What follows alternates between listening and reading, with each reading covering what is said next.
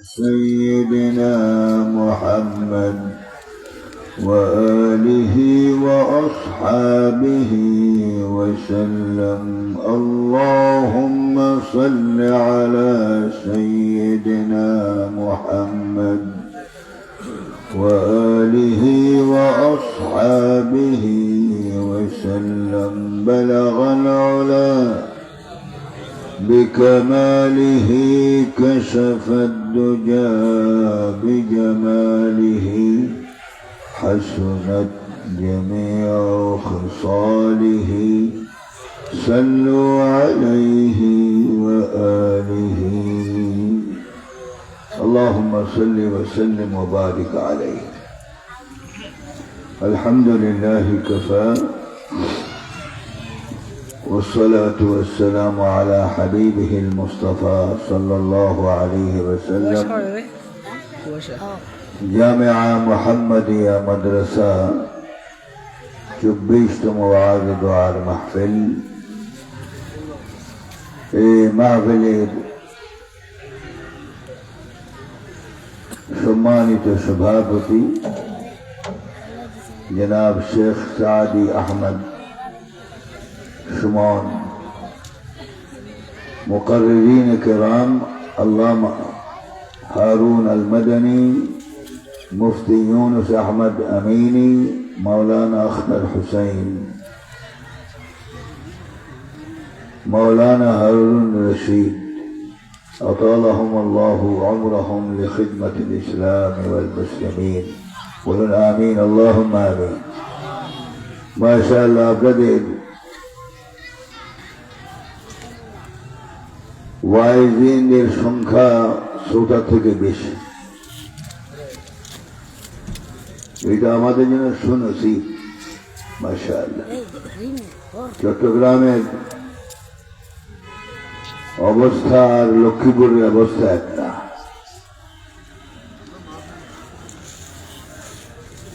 যাক, জয়ী হয়েছেন ইলেকশনের মুখে, এখন আপনারা যে সময় দিয়েছেন এটাও কম কথা নয়। আল্লাহ পাক আমাদের এই আশা এবং বর্ষাকে কবুল করুন, আমিন। বাচ্চাদেরকে একটু আওয়াজ না দেওয়ার জন্য চেষ্টা করবেন। আর মেহমান, এরা আমাদের মেহমান, কচি কাঁচা বাচ্চারাই মাহফিলে আসতে হবে। এগুলি আমাদের ভবিষ্যৎ বংশধর। অনেকে মসজিদে বাচ্চা দেখলে মেজাজ খারাপ হয়ে যায়, এটা কিন্তু আদবের খেলাফ। রাসূল পাক বলেছেন, মান লাম ইউআক্কির কাবীরানা ওয়া লাম ইয়ারহাম সগীরানা ফালাইসা মিন্না। যে বাচ্চা, ছোটরা বড়দেরকে সম্মান করে না, আর যে মুরব্বীরা সন্তানদেরকে মহাব্বত করে না, রাসূল বলেছেন তারা আমার উম্মতের মধ্যে গণ্য নয়। এই জন্য বেশি বেশি মাহফিল আনতে হবে বাচ্চাদেরকে, কারণ এদের মগজ ধোলাই করার জন্য সবসময় চেষ্টা করা হচ্ছে। বাচ্চাদেরকে ছোট অবস্থায় দ্বীনি তালিম দিলে বড় অবস্থাও ওই তালিমটা তার উপকারে আসে। আপনারা লক্ষ্মীপুরবাসী দ্বীনি তালিম দেওয়ার জন্য যে মাদ্রাসা স্থাপন করেছেন জামিয়া মুহাম্মাদিয়া, আমরা দোয়া করি আল্লাহ পাক সমাজে এর উপকার লাভ করার তৌফিক দান করুন। আমিন আমিন বলতে বলতে কষ্ট হচ্ছে আজকে। আমিন বলেন না, না হুজুরে বলবে একা, আপনারা আমিন বলবেন না। আল্লাহ পাক আমাদের সকলকে দ্বীনি তাহযীব তামাদ্দুন ব্যবহার করে চলার তৌফিক দান করুন। ছোট্ট কয়েকটা কথা বলেই শেষ করব। আমাকে আবার রাত্রি ঢাকা যেতে হবে, কারণ ইসলামী ফাউন্ডেশনের বোর্ড অব গভর্নরসের আমি 1 নম্বর গভর্নর হিসেবে কাজ করছি এবং জরুরি ভিত্তিতে কালকে সকাল 10টায় আমাদের প্রোগ্রাম শুরু হবে। আলোচ্য বিষয় অনেক, কয়েকটা কথা বলবো আপনাদের কাছে। মাহফিল নামে আজকে যে আমাদের সমাজে যা হচ্ছে, এটা কিন্তু শরঈ কাওয়ানিন মতো ঠিক হচ্ছে না। বক্তা নিজে কি বলে সে নিজেও জানে না। रसूल पाक सल्लल्लाहु अलैहि वसल्लम के अपमान करा, साहबा कराम के अवज्ञा करा, अजवाज मुतहहारातদেরকে হেয় করা, এগুলি কিন্তু কুলক্ষণ। এগুলির লিস্ট আমাদের কাছে এসে গেছে। যারা এই কাজ করতেছেন একজনকেও ছাড়া হবে না ইনশাআল্লাহ। ইনশাআল্লাহ একজনে বললেন, আপনারা কি করবেন না? এই কাজটা কি করা দরকার আছে কিনা আপনারা কি মনে করেন?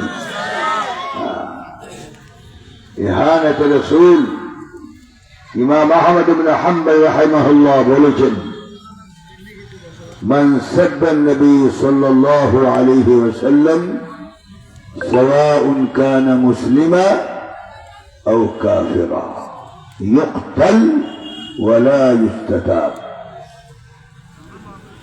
কোন ব্যক্তি দেশি হোক বিদেশি হোক, মুসলমান হোক কাফের হোক, রসুল পাককে যদি কেউ ইহানাত করে, তার একটাই শাস্তি, তলোয়ার দিয়ে তার গর্দান উড়িয়ে দাও। ওয়ালা ইউস্তাতাব, তার তওবা গ্রহণযোগ্য নয়। আলেম নামধারী যারা আজ আমার রসুলকে অপমান করতেছেন বক্তৃতার মধ্যে, আমরা কি ছেড়ে দিব? ছেড়ে দিব? কখনো নয়, সে যে কেউ হোক। আর 2 নম্বর হলো,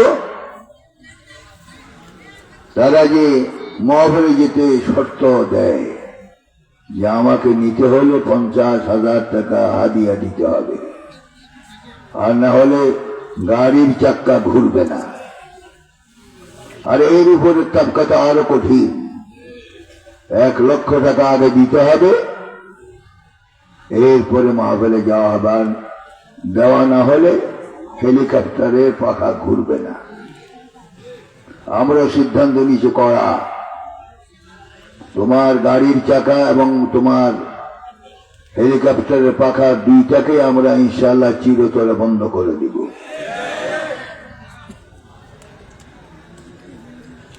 কারণ এটা ব্যবসা নয়, এটা নসিহা। আর দ্বীন নসিহা, নসিহতের নামে যারা ব্যবসা করে তাদেরকে ছাড়া হবে না, সে যে কেউ হোক। ঠিক মনে করা অচিরেই তাদেরকে ধরা হবে ইনশাআল্লাহ, অল্প দিনের মধ্যেই। এবং আমরা শরিয়া বোর্ড করছি, আন্তর্জাতিক শরিয়া বোর্ড। এই শরিয়া বোর্ডে কওমি, সরকারি এবং যারা সহি মুফতি, আজকাল তো মুফতি রাস্তায় রাস্তায় পাওয়া যায়, ওই মুফতি নয়, শরঈ মুফতি, যার গ্রহণযোগ্যতা আছে এমন মুফতিদেরকে আমরা এখানে সদস্য হিসাবে নিব ইনশাআল্লাহ। আর কোরআন গবেষণা কেন্দ্র, আন্তর্জাতিক কোরআন গবেষণা কেন্দ্র ইনশাআল্লাহ আমরা কাজ হাত দিয়েছি। প্রায় 200 বিঘা জমিন অ্যাকোয়ার করা হয়েছে, কাজ শুরু হয়ে গেছে ইনশাআল্লাহ। এদের কাজ কি? গোটা বাংলাদেশে জাতির জন্য এক খান থেকেই ফতুয়া আসবে, ব্যক্তিগত কোনো ফতুয়া গ্রহণযোগ্য হবে না। যে বললেন বোধহয় আপনারা অনেকে বেজার, অনেকে বেজার। এই জন্য এহানত রসুল, আল্লাহ নবীকে এহানত করা কুফরি। কোন রকমে এদেরকে প্রশ্রয় দেওয়া যাবে না, কঠোর হস্তে এদেরকে ধরা হবে ইনশাআল্লাহ। আর 3 নম্বর হলো উপজেলা এবং জেলায় যে সমস্ত মডেল মসজিদগুলি তৈরি হয়েছে, পয়সা দিয়েছে কে আর নাম হলো কার? সৌদি আরব পয়সা দিয়েছে, অথচ নাম হয়েছে নিজের। এগুলি আল্লাহ সহ্য করবে? এমনও প্রমাণ আমাদের কাছে এসেছে, কাজের মধ্যে এত গরমিল হয়েছে, রডের জায়গায় বাঁশ দিয়ে তারা সাত দিয়েছে, অথচ সৌদি সরকার পয়সা দিয়েছে। তো বাংলাদেশে চোর নাই, আসতে পারেন, চোর নাই?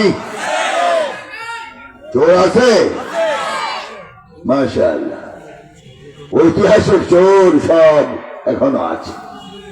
বড় চোরের নাম হলো দরবেশ বাবা, ঠিক না? দরবেশ বাবা, নাউযুবিল্লাহ। গোটা বিশ্ব থেকে ধিক্কার দেওয়া হয়েছে যে এত বড় চোর পৃথিবীতে কোথাও আছে কিনা জানা নেই, অথচ নাম রাখা হয়েছে দরবেশ বাবা, নাউযুবিল্লাহ। এদেরকে ইনশাআল্লাহ ধরা হবে। একমত? একমত? আর একমত? আল্লাহু আকবার, হাত উঠান। আল্লাহ কবুল করুন, আমিন। আপনি একমত না হলেও কার্যক্রম শুরু হয়ে গেছে ইনশাআল্লাহ।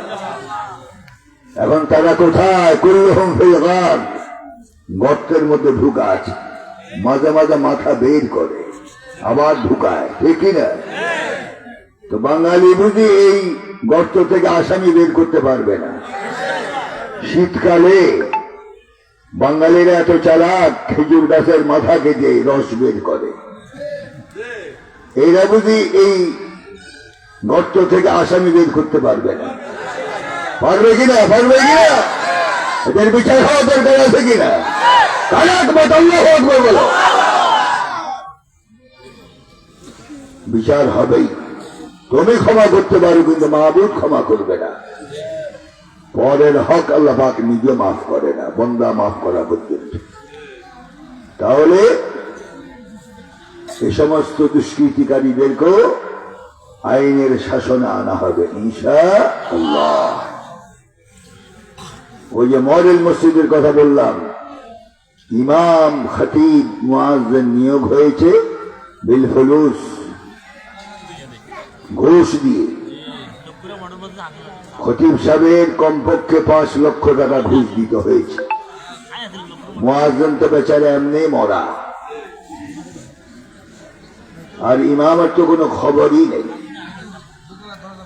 এগুলি আমরা শরিয়া বোর্ডের মাধ্যমে যাচাই করব। যদি কোনো খতিব ধরা পড়ে যে ঘুষ দিয়ে উনি খতিবের দায়িত্ব নিয়েছেন, তাওয়াক্কালনা আলাল্লাহ, মসজিদ থেকে ইনশাআল্লাহ সসম্মানে বের করে দেওয়া হবে।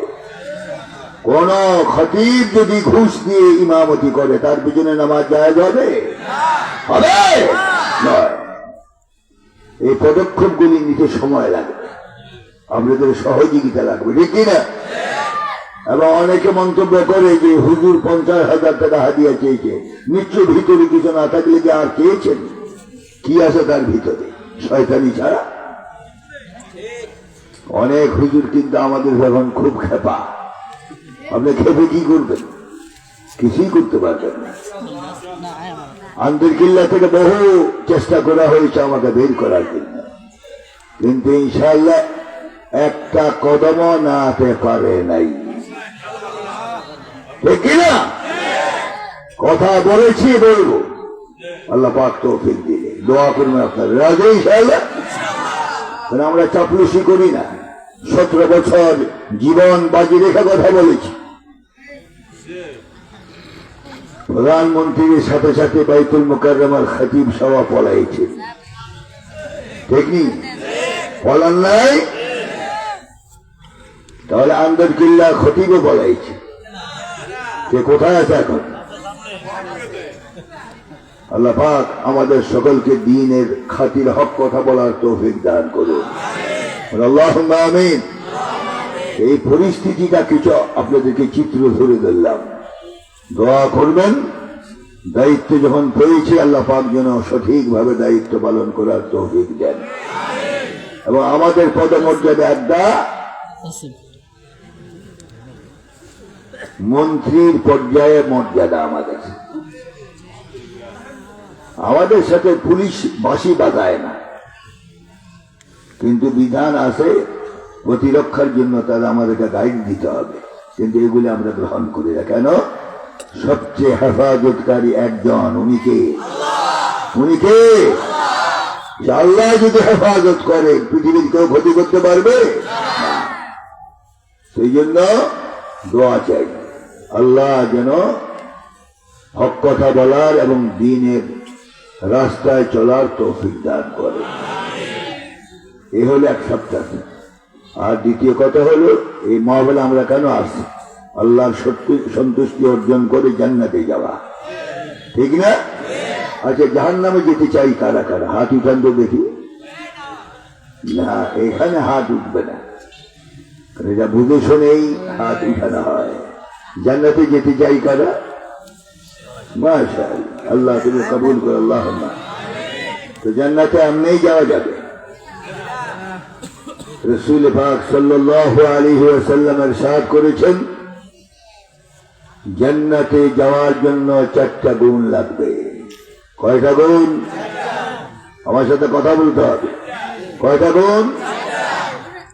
বলুন, বিসমিল্লাহির রহমানির রহিম।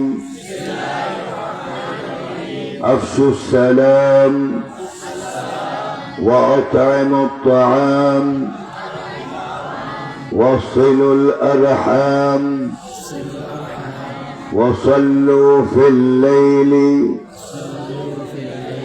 والناس نيام تدخلوا الجنة بسلام। الحمد لله। জান্নাতে যাওয়ার জন্য কয়টা গুণ লাগবে? একটা হলো আফশুস সালাম, সমাজের মধ্যে বেশি বেশি সালামের প্রচলন করতে হবে। এখন কিন্তু সালাম দেওয়ার জন্য নেতৃবৃন্দ স্টেজে আসবে। মান ইয়া না মান, মাই তেরা মেহমান। মানেরা না মানেরা, আমি আপনার মেহমান হিসেবে এসেছি, সালাম দিতেই হবে। 17 বছর সালামের কোনো সম্পর্ক ছিল না, এখন সালাম। জনগণকে সালাম, হিন্দু को সালাম, মুসলমান को সালাম, नारी को सलाम, पुरुष को सलाम, घूमे सलाम, सचेतन अवस्था सलाम, ऐसे सलामेर सलाम। মানুষকে দেখাবার জন্য আমরা সালাম দেই না, রাসূলের সুন্নাত আদায় করার জন্য সালাম দেই, ঠিক না? আল্লাহ নিজেও সালাম দেন। তো আল্লাহ বলবেন না, আসসালামু আলাইকা আইয়ুহান নবী ورحمة الله وبركاته। আল্লাহ সালাম দিচ্ছেন রাসূলকে, সুবহানাল্লাহ বলবেন না? সুবহানাল্লাহ কি পাওয়া, রাসূলকে আল্লাহ পাক সালাম দেয়, আল্লাহু আকবার বলবেন না? জিবরিল আলাইহিস সালাম যতবার রাসূলের দরবারে নববীর মধ্যে এসেছেন, বলেছেন, ইন্নাল্লাহা আকরা আলাইকা সালাম। হে আল্লাহ রাসূল, আল্লাহ পাক আপনার কাছে সালাম পাঠিয়েছে। সালামের কত বড় মর্যাদা। আজ সালাম স্বার্থের জন্য ব্যবহার করি আমরা, ঠিক কিনা? যারা শুধু সালাম দেওয়ার জন্য আজ প্রশ্ন করতে হবে, এতদিন কোথায় ছিলেন? এখন সালাম কেন? এতদিন কোথায় ছিলেন? সালাম কি শুধু কোন মৌসুমী সালাম না, সর্ব অবস্থায় সালাম। আর রাসূলের আদতে শরীফা কি ছিল? وكان يسلم على الأطفال وكان يسلم على الأطفال। রাসূল যখন রাস্তায় হাঁটতেন ছোট ছোট বাচ্চাদেরকে আগে সালাম দিতেন। সুবহানাল্লাহ। আল্লাহ যাকে সালাম দেয় উনি বাচ্চাদেরকে সালাম দেয়। শিক্ষা তালিমুল লিল উম্মাহ। আল্লাহু আকবার, আল্লাহু আকবার। ইসলাম কত সুন্দর দিন, সহমর্মিতার দিন, উলফত মহব্বতের দিন। বল প্রয়োগ করে ইসলামে ঢুকাবার জন্য কোনো আদেশ নাই, ঠিক না? মহব্বতের মাধ্যমে মানুষ দিনে আসবে। আলহামদুলিল্লাহ বলেন। তাহলে আজকের সালামটা বাড়িতে নিয়ে যেতে হবে। রাজি? এতদিন তো বিবির সালাম নিয়েছেন, এখন বিবিকে সালাম দিয়ে ঘরে ঢুকতে হবে। আমার মাইকের আওয়াজ যতটুকুন যায় প্রত্যেক মা বোনকে বলবো, দরওয়াজা খোলা হবে না সালাম দেওয়ার আগে। রাজি? রাজি? তাহলে রাসূল পাক সাল্লাল্লাহু আলাইহি ওয়াসাল্লামের আদত শরীফা ছিল যখন হুজরে মুবারকে দাখিল হতেন বিবিদেরকে আগে সালাম দিতেন। সুবহানাল্লাহ বলেন না? আসসালামু আলাইকুম ইয়া আহলাল বাইত ওয়া রাহমাতুল্লাহি ওয়া বারাকাতুহু। হে ঘরের বাসিন্দারা, তোমাদের উপর আল্লাহর রহমত বর্ষিত হোক। সুবহানাল্লাহ।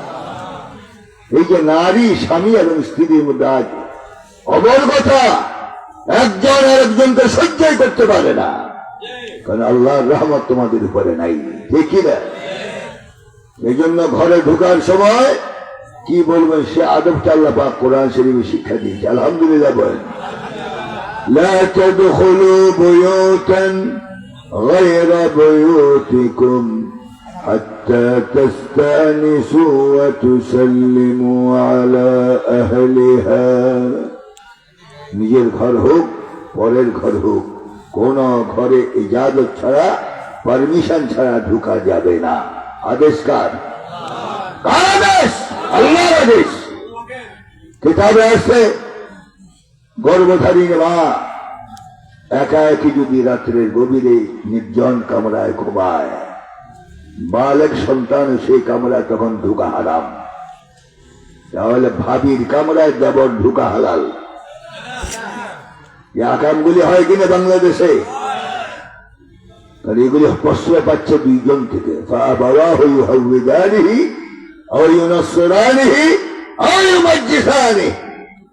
সমস্ত মস্যের মূল হলো দুই ব্যক্তি, একটা হলো তার বাপ আর একটা হলো তার মা। এই দুইজনের প্রশ্রয়ের কারণে আজ বাড়িতে বাড়িতে জেনা কায়েম হয়। নাউযুবিল্লাহ। আরে লক্ষ্মীপুরের লক্ষ্মী মরে গেলেন আপনারা, নাউযুবিল্লাহ বলতে পারলেন না? মাদ্রাসা কর্তৃপক্ষ কি আছেন? হ্যাঁ, খাওয়া দাওয়ার ইন্তজাম করেন, এই জন্য মরা ভাব। খাওয়ার ব্যবস্থা আছে, এরপরেই হালত। আর খাওয়া না থাকলে বোধহয় আজ কয়বার জানাজা পড়া লাগবে আল্লাহ জানে। আল্লাহ আমাদের হেদায়েত করুক। আল্লাহুম্মা আমিন, আল্লাহুম্মা আমিন। তাহলে ঘরে ঢুকার আদব শিক্ষা দিল কে? লা তাদখুলু বুয়ুতান গায়রা বুয়ুতিকুম হাত্তা তাস্তানিসু ওয়া তুসাল্লিমু আলা আহলিহা। নিজের ঘর হোক পরের ঘর হোক, কোন ঘরে পারমিশন ছাড়া ঢোকা যাবে না। আর যদি পারমিশন হয় তখন তোমার কাজকে ওয়া তুসাল্লিমু আলা আহলিহা, ঘরের বাসিন্দাদেরকে সালাম প্রথমে দিতে হবে।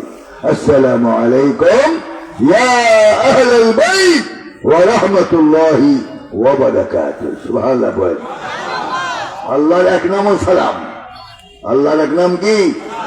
হুয়াল্লাহুল্লাযী লা ইলাহা ইল্লা হু আল মালিকুল কুদ্দুসুস সালাম। আল্লাহর নামটা যদি আমরা সব সময় নেই, বরকত হবে না, রহমত হবে না। এই জন্য আজকে সালাম বাড়িতে যাবে। রাজি না? সে মাঠেই থাকবে, বাড়িতে যাবে। এতদিন তো বিবির সালাম নিয়েছেন নবাব দাদা নাসিরুল্লাহ খান, আজকে তোমাকে সালাম দিয়ে ঘরে ঢুকতে হবে। 3 দিন এই আমল করো, স্বামী স্ত্রীর সব মনের কালিমা দূর হয়ে তোমাদের দিলের মধ্যে আল্লাহ পাক রহমত নাযিল করবেন। বুড়া হুজুররা কি সালাম দিবেন বাড়িতে যে আজকে বিবিকে? দিতে হবে। তাহলে এ হলো 1 নম্বর। জান্নাতে যেতে হলে 1 নম্বর গুণ কি? সবাই বলেন 1 নম্বর গুণ জান্নাত ওয়াল সালাম ওয়া রাহমাতুল্লাহি ওয়া বারাকাতুহু। এক সাহাবী এসে বললেন আসসালামু আলাইকুম। قال رسول الله صلى الله عليه وسلم 10। আরেক সাহাবী এসে বললেন আসসালামু আলাইকুম ওয়া রাহমাতুল্লাহ। قال رسول الله صلى الله عليه وسلم 20। আরেক সাহাবা এসে বললেন আসসালামু আলাইকুম ওয়া রাহমাতুল্লাহি ওয়া বারাকাতুহু। রাসূল বললেন 30। অর্থাৎ যে ব্যক্তি আসসালামু আলাইকুম ওয়া রাহমাতুল্লাহি ওয়া বারাকাতুহু এই পর্যন্ত বলবে, ওই বান্দার আমলনামার সাথে সাথে 30টা নেক লেখা হয়ে যাবে। সালাম দেওয়া দরকার আছে কিনা? কি ফরজি সালাম না সুন্নতি সালাম? সুন্নতি সালাম। বহু নেতা আসবে এখন সালাম দেওয়ার জন্য, এগুলো হলো মৌসুমী সালাম। এই সালাম আমরা দিই না, আমরা সুন্নতি সালাম দিই। বলুন আরেকবার আসসালামু আলাইকুম ওয়া রাহমাতুল্লাহি ওয়া বারাকাতুহু। চলবে? চলবে ইনশাআল্লাহ। এ হলো 1 নম্বর গুণ। আর 2 নম্বর গুণ ওয়া আতাইমুত তাআম, মানুষকে মেহমানদারি করো। মান ইউমিন বিল্লাহ মান ইউমিন বিল্লাহি ওয়াল ইয়াউমিল আখির ফালইউকরিম যায়ফাহ। যে ব্যক্তি আল্লাহ এবং আখিরাতে বিশ্বাসী সে যেন মেহমানদারি করে। ইব্রাহিম আলাইহিস সালাম জীবনে কোনদিন কোন ওয়াক্ত খানা মেহমান ছাড়া খায় নাই। সুবহানাল্লাহ বলেন না? সুবহানাল্লাহ। তো মেহমানদারি করবেন। আজকে মাশাআল্লাহ শুনে খুশি হলাম, মাদ্রাসার পক্ষ থেকে আপনাদেরকে মেহমানদারি করবেন। আলহামদুলিল্লাহ বলেন না? এই খাওয়া দাওয়ার ইন্তজাম না হলে এত লোক হতেন না এখানে, ঠিক নেই? খাওয়ার পরেই হালত। আর খাওয়া না হলে তো ইন্না লিল্লাহি ওয়া ইন্না ইলাইহি রাজিউন কতবার পড়া লাগবে আল্লাহ জানে। আল্লাহ আমাদেরকে হেদায়েত করুক, বলে আল্লাহুম্মা আমিন। তাহলে খাওয়া দাওয়া মেহমানদারি করা সুন্নাত, ঠিক কি না? করবেন নি? করবেন। ওয়াদ-দিয়াফাতু 3 আইয়াম, মেহমানদারি হবে 3 দিন। কয় দিন? 3 দিন। 3 দিনের বেশি কোন দুলা শ্বশুর বাড়িতে বেড়াবেন না। 3 দিন পার হয়ে যাওয়ার পরে যদি কোন দুলা শ্বশুর বাড়িতে বেড়ায়, বুঝতে হবে তার সহজ কথায় তার শরম লজ্জা কম, অর্থাৎ বেহায়া। কি হায়া? কি হায়া? বেহায়া। শ্বশুর বাড়িতে শুই শুই শুধু মরে গেল, আর কোন অক্সা না দিলে তো উনি খুব মহা বিপদ, ঠিক কিনা? তো মেহমানদারি কয়দিন? 3 আইয়াম। এরপরেও যদি মুসিবত না যায়, ইসলাম সেটার সমাধানও দিয়েছে। সাদাকা, অর্থাৎ মিসকিন খাওয়াবেন। মিসকিন সদকা দিবেন, মিসকিন খাওয়াবেন। যার উপরে শুয়ে শুয়ে খাচ্ছেন সে আপনার কতটুকু ভার উত্তোলন করতে পারে দেখতে হবে। ইসলাম কত দিকে নজর করে। আলহামদুলিল্লাহ। তাহলে মেহমানদারি কয়দিন? আর এর বেশি হলে বেহায়া। তার নসিবে কি থাকবে?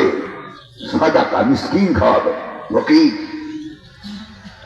অনেক দুলামিয়া খেপবেন ওখান আমার উপর, যে শীতকালে যা শ্বশুর বাড়িতে বেড়াতাম হুজুর সেই কিসমতটা নষ্ট করলেন। এটাকে কোরআন হাদিসের বাইরে কথা বলতেছি। তো মেহমানদারি কয়দিন করবেন? মেহমানদারি ইনশাআল্লাহ। লক্ষ্মীপুরের লোক মেহমানদারি জানে। আল্লাহ পাক সকলকে রাসূলের সুন্নতের উপর আমল করার তৌফিক দান করুন। কয় গুণ গেল? আমি মাত্র তর্জমা করছি, ব্যাখ্যা নয়। وأطعموا الطعام وصلوا الأرحام وصلوا الأرحام নিকটতম আত্মীয় পরিজন, রক্তের বন্ধন হোক রক্তের বন্ধন না হোক, এই আত্মীয় পরিজনের খোঁজ খবর নেওয়া ইসলাম সহমর্মিতার দিন। এই জন্য গরিব হলে পয়সা দিয়ে তাকে সহযোগিতা করা, অসুস্থ হলে চিকিৎসা করানো, আর শীতের বস্ত্র না থাকলে শীতের দিন তাকে শীতের বস্ত্র কিনে দেওয়া। যাদেরকে আল্লাহ পাক তৌফিক দিয়েছেন বা যারা আত্মীয় বন্ধনে আবদ্ধ, এদের দায়িত্ব হলো এদের খোঁজ খবর নেওয়া। হাদিস শরীফে এসেছে, যে ব্যক্তি আত্মীয় পরিজনের খোঁজ খবর নেবে আল্লাহ পাক দুনিয়াতে তাদেরকে বড় বড় দুইটা নিয়ামত দান করবেন। এক নম্বর হলো তার হায়াত বাড়ায় দিবেন, আর তার রিজিকের মধ্যে কোনদিন মৌত পর্যন্ত ফাটা আসবে না। আল্লাহু আকবার। রাসূলের প্রত্যেকটা কথা যুক্তি আছে, দেখি না? তাহলে যে ব্যক্তি আত্মীয় পরিজন এদের খোঁজ খবর নেয় আল্লাহ পাক তাদের হায়াত বাড়ায় দেয়, আর তাদের রিজিকের মধ্যে কোনো সময় ঘাটতি হয় না। আল্লাহ আলহামদুলিল্লাহ বলুন। আর 4 নম্বর হলো বড় ইবাদত। وصلوا في الليل والناس نيام تدخلوا الجنة بسلام। রাসূলের কথাগুলি কত মুক্তার মতো মূল্যবান।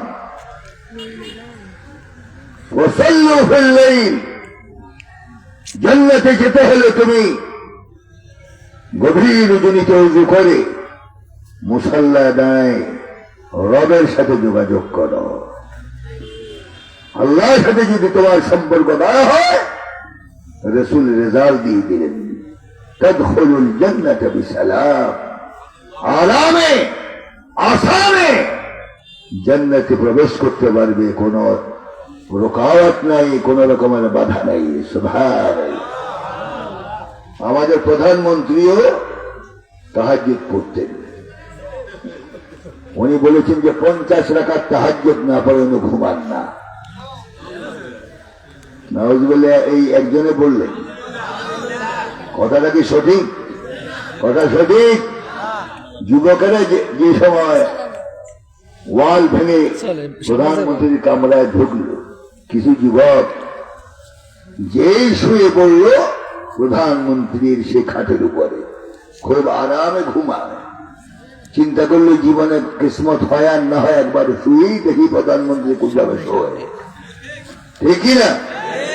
এবং তারা পরামর্শ করলো, আমরা তো শুনেছি প্রধানমন্ত্রী প্রত্যেক দিন তাহাজ্জুদ 50 রাকাত না হয় উনি ঘুমান না। মুসাল্লা তালাশ করো। সব ঘরের কোনায় কোনায় তালাশ করা হলে কিন্তু মুসাল্লা পাওয়া যায়নি। তাহাজ্জুদের নামাজ পড়ে।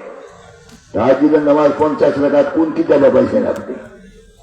ওয়া মিনাল লাইলি ফাতাহাজ্জাদ বিহি নাফিলাতান লাক আসা আন ইয়াবআসাকা রাব্বুকা মাকামান মাহমুদা। আল্লাহু আকবার। মুসলমান,